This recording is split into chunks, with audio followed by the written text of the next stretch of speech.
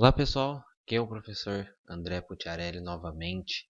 Estamos falando aqui sobre a resistência dos materiais e agora a gente vai calcular um segundo exercício envolvendo reações nos acoplamentos e as cargas distribuídas. Agora aqui a gente vai ter um exercício um pouquinho mais complexo. Nós temos cargas distribuídas aplicadas em dois sentidos, certo? Uma carga trapezoidal de 200 e 100 newtons-metro e uma carga retangular, né, aplicada no sentido horizontal no valor de 200 newtons-metro. Vocês vão ver que não tem muito segredo aqui com relação ao exercício anterior, mas demanda um cuidado um pouquinho maior, porque nós vamos ter uma quantidade maior de forças. Então vamos lá começar o cálculo dessas reações.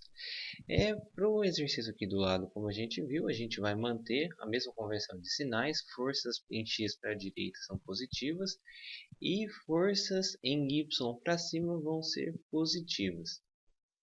Então, a primeira etapa, como a gente sabe, é a criação do diagrama de corpo livre, que é o nosso diagrama, trocando todos os acoplamentos pelas suas devidas reações e trocando também as cargas distribuídas pelas suas cargas pontiformes. Então, desenhando aqui as nossas barras, ela é uma barra contínua, a gente não tem nenhuma rótula, nenhuma ligação entre elas, né? É apenas uma barra, né? A gente tem aqui as reações. Aqui no ponto B a gente tem um apoio composto, então a gente tem duas reações. O sentido das forças aí eu determinei da forma que eu quis. Depois a gente vai ver como que vai ser o valor delas. Então no ponto A a gente vai ter apenas uma reação, certo? E aqui a gente vai desenhar também as cargas pontiformes em reação às forças distribuídas. No caso, a força R1 vai ser a carga pontiforme em reação à parte triangular da nossa distribuição trapezoidal aqui de cima. Então, a força R1 ela é aplicada a 1/3 da distância total do comprimento distribuído, né? Então, 1/3 de 6 é 2. Lembrando que essa distância 2 é em relação ao maior valor da distribuição, que é aqui na esquerda, da distribuição trapezoidal. A gente vai ter a segunda força reativa, FR2, que ela é aplicada, ela é com relação à parte retangular do nosso trapézio, e ela é aplicada bem no meio da nossa barra. Então, a 3 metros de distância, tanto faz para qual lado que você quiser. Né? E a gente vai ter a força de reação 3, que é a força da distribuição retangular aqui horizontal de 200 Nm. Ela é simplesmente, né, aplicada no meio dessa nossa barra horizontal, essa barra que está em pé, a vertical na verdade. Ela é aplicada então a 2,5 porque o total dela é 5. Agora vamos calcular então o valor dessas reações das forças distribuídas. Então, a força R1 é o Q0 menos Q1 vezes L sobre 2, que é a parte triangular do nosso trapézio. Com isso, trocando os valores, FR1 é 200 menos 100 vezes 6 dividido por 2. Com isso, a gente obtém que a força R1 ela tem 300 newtons.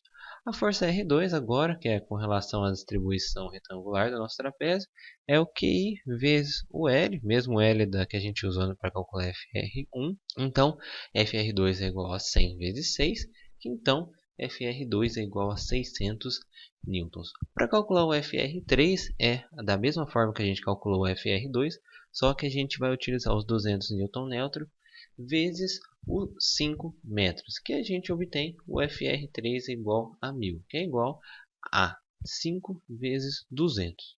Agora vamos passar para o passo 2, que já é o cálculo das reações nos acoplamentos, já que a gente tem o nosso diagrama de corpo livre dessa forma como está desenhado.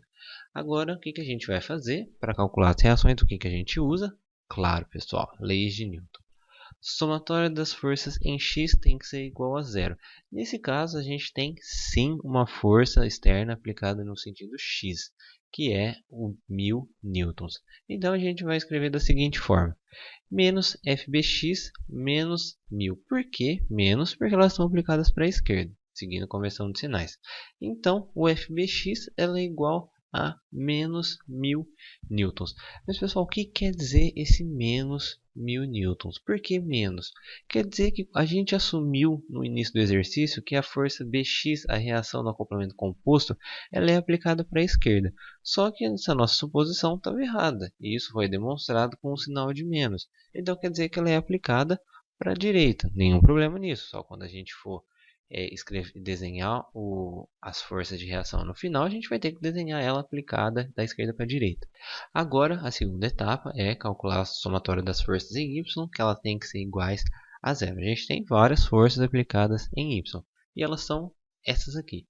FAY mais FBY menos 300 menos 600 igual a zero. As forças que estão positivas, elas são aplicadas para cima. As forças que estão negativas são as que estão aplicadas para baixo. Então, jogando as duas forças negativas para o outro lado, a gente obtém que FAY menos FBY mais FBY, desculpa, é igual a 900.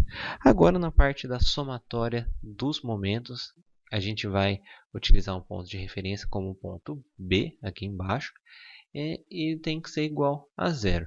Então, a somatória dos momentos fica da seguinte forma. Lembrando da nossa convenção de sinais, que se a gente segurar aqui no ponto B, todas as forças que tenderem a girar a nossa barra no sentido horário vão ser um momento positivo, o contrário, negativo. Então, 300 vezes 2, positivo, que é a força de 300, vezes a distância 2 dela, da força de 300 até a linha das forças do ponto B, ela é 300 e a distância de 2, mais 600 vezes o 3, por que 3? Porque é a distância da linha de aplicação da força de 600 newtons até a linha do ponto B, menos FAY vezes 6, porque ela giraria a nossa barra no sentido anti-horário, vezes 6, que é a distância dela, menos o 1000 vezes o 2,5. O 1000 é aquela força que está aplicada aqui, vezes o 2,5, faria girar no sentido anti-horário, igual a zero. Então, com isso, a gente pega o 300 vezes 2, 600, mais o 600 vezes o 3, que é mais 1.800, menos 1000 vezes 2,5, 2.500. A gente passa o FAY vezes 6 para o outro lado. A gente obtém, então, somando tudo isso aqui, que menos 100 é igual a FAY vezes 6. Então, o FAY ele é igual a menos 33,3. De novo, o sinal negativo. Por quê? Porque a real valor sentido da força FAY ele é então para baixo, porque a gente assumiu ele para cima.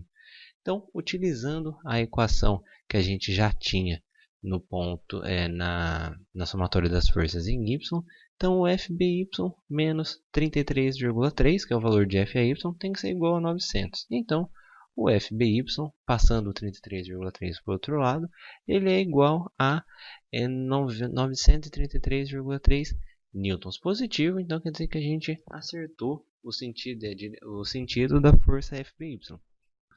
Então, o desenho final fica nessa forma. A gente tem então que as forças que a gente tinha errado, digamos assim, o sentido delas, a gente ajustou, e então o nosso desenho fica nessa forma. Se a gente quiser somar o valor e as direções para a gente ver se a gente acertou, se todas as forças estão se anulando com suas reações, a gente pode. Se a gente quiser pegar o 300 mais o 600 mais o 33,3 e subtrair com 933,3, a gente veria que a gente obteria zero. Assim como a gente vê que essa força de 1000 newtons, ela se anula com essa força de 1000 newtons também. Então, pessoal, era isso que eu queria falar nesse exercício aqui para vocês. Na próxima aula, a gente vai falar sobre as estruturas isostáticas e hiperestáticas. Porque até agora a gente só adotou estruturas isostáticas e eu vou explicar para vocês o que é.